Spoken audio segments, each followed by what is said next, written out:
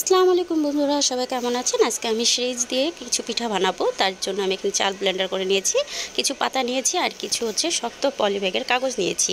এগুলোর উপর আমি পিঠা বানাবো, তাই একটু তেল মালিশ করে নিয়েছি এগুলোর উপর। আর আমি কিছু চাল বাটার সাথে কিছু ফুড কালার অ্যাড করে নিয়েছি।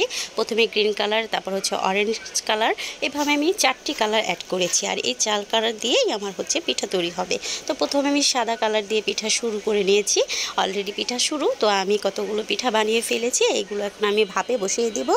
আর ভাপে দেওয়ার পর আমার পিঠে অলরেডি তৈরি হয়ে গেছে। দেখো, ভাপ দেওয়ার পর কালারটা কত সুন্দর দেখাচ্ছে, অসাধারণ। তারপর এগুলো আমি রোদে শুকাতে দেব। আর রোদে শুকালে মানে পিঠেগুলো তো অনেকটা শুকিয়ে যাবে, আর আওয়াজ শুনলেই তোমরা বুঝতে পারবে যে কতটা সুন্দর হয়েছে। আর এগুলো ভাজলে তো অনেক ফুলে যায়। তো চলো দেখাই যে কেমন হলো।